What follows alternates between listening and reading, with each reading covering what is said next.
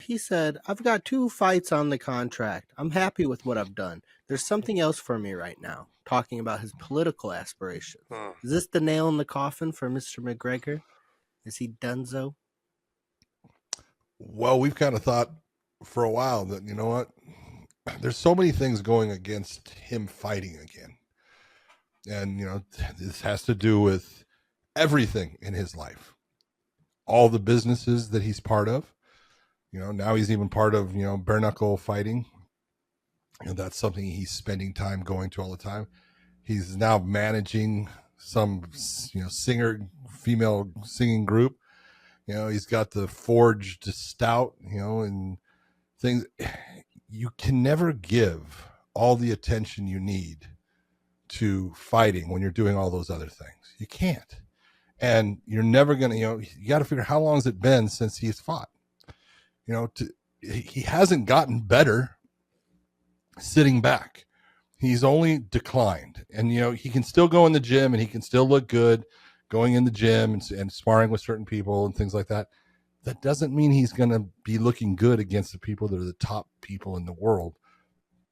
And I just, I for a while, we've talked about it. I said, I'm not too sure he's going to fight again, and it's family, kids, all the stuff, he's got on the outside, court wise, he's got people trying to get money from him and stuff and everything. And, part of that is his fault. He creates the opening for him, and you got to know people are going to be dirty. People are going to try to get something. And if you give them the opening, congratulations, you let them in. And so I just look at it and it's like, what's the best thing? Truthfully, best thing is for him. Try your political aspirations if that's what you want to do. It's way better than getting punched in the face at this point of your life. You've already, you have, your legacy is out there. Why come back and taint it with, a product or a performance that is below what people are expecting of you? Yeah, I think both of them are done. I don't think you should be politically in this field either. I think you think fucking fighting's rough. Get into politics. No, it's dirty. It's just disgusting. It's fucking filthy. We're seeing it now here in this country. Like, who would have thought that anyone would be opposed to getting rid of waste and fraud? Who would have thought? It's just driving me. It's the greatest thing ever. It's driving me crazy, John. How many times, no, this is what I love. How many times have we heard, hey, don't shoot the messenger, dude? The messenger's there telling you, hey, this is a problem. Well, we got a messenger. And all they're doing, they're not taking our money. They're kind of trying to throw it back saying, hey, spend it in a better way. Or, I've heard they want to write checks or whatever you're going to do. But they're not taking our money, but people are complaining. That's where I'm baffled by. I'm like, look, I don't care how you feel about Elon. I don't give a shit how you feel about Trump. Look, bottom line is the 3 or 4 of the last presidents have all talked about getting rid of waste and fraud. And guess what? None of them trying to do it. Now you have someone who's basically doing the hard thing, which is cutting programs that just worth just throwing money at. So that being said, it's a very disgusting business. The political atmosphere across the world, not just here in our country, is a disgusting business. I watched, there was a reporter in Ireland, and since you've been to Ireland many times, Conor's both loved and hated there. Yeah. There's a lot of people that don't like Conor in Ireland. And there was a reporter that was going around saying, asking people, hey, would you vote for Conor McGregor? Would you vote? And honestly, it was about a 50-50. That, people, the people that are fed up with the migration and what is happening with Ireland as far as the things that Conor's basically been talking about, they're all, yeah. And because, he understands what's happening to our country. And there's the ones going, hell no, never, So you'd be like anybody, you're never going to have everybody liking you. But, do I think you'd be a good president? That I'm not too sure about. I don't know either. Yeah. I do know that he'd be able to beat the shit out of every president there is, though. I just, look, if you decide to go into politics, go into politics. But my personal opinion is, I think you need to step away from the spotlight, period, and focus on your wife and your kids. That's my personal opinion. Spend more time showering your kids with your attention. Yep. Just being present. I mean, I literally moved out of California, not for any other reason than to spend more time with my kids. That was it. Like, I know how much time I have. I have a lot of free time on my hands living here in Texas. It would be nice to I like to keep the rat race going. I need to be active at all times, but the bottom line is that you only get this 10, 15 years before your kids are stepping out and getting ready for college and focusing on other things besides, hanging out with you. And so I'm going to spend this amount of time with my kids as much as possible. Flying back on red eyes is the least of my concern, to make sure I can make a 9 a.m. game an hour away.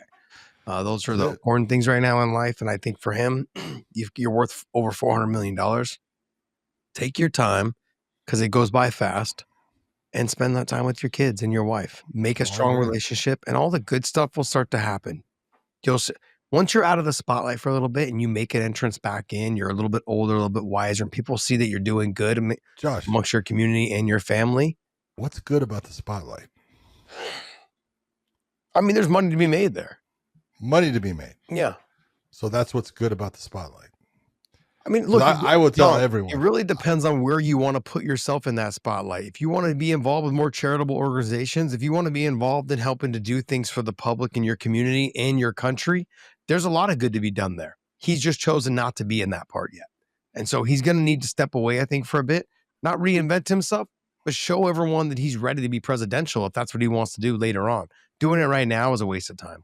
But sadly, his country seems like it's going through a lot of shit. And something needs to be done now. Just like us here, we needed to get rid of the debt. Do you think it's easy to make cuts? It doesn't matter what company you are. It could be a company, it could be a government. It's never easy to make those cuts. You've got to make sacrifices.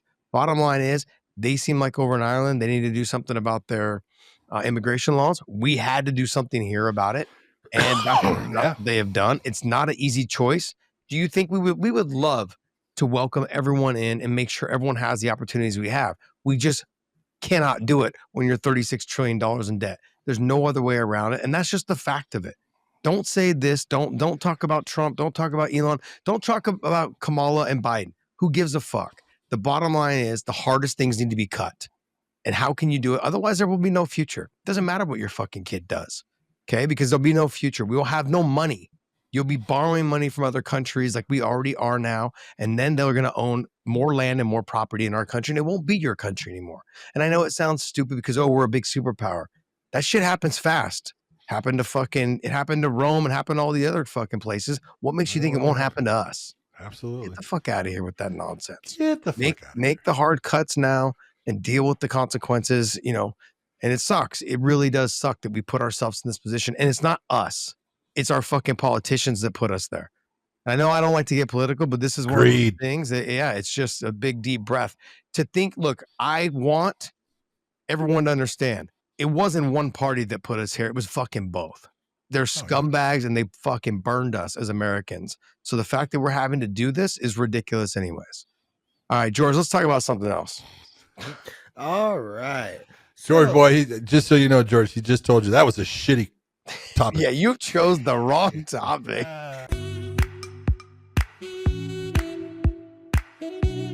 This episode is brought to you by BetUS. Make sure you guys YouTube 150 for the promo code. Also, Element, use the link in the descriptions down below. Any product you buy from there, they will send you a bonus package of product if you use our link down below. Element's amazing, man. I love it. And I want to say thank you, man. Thank you guys so much for continuing to support us.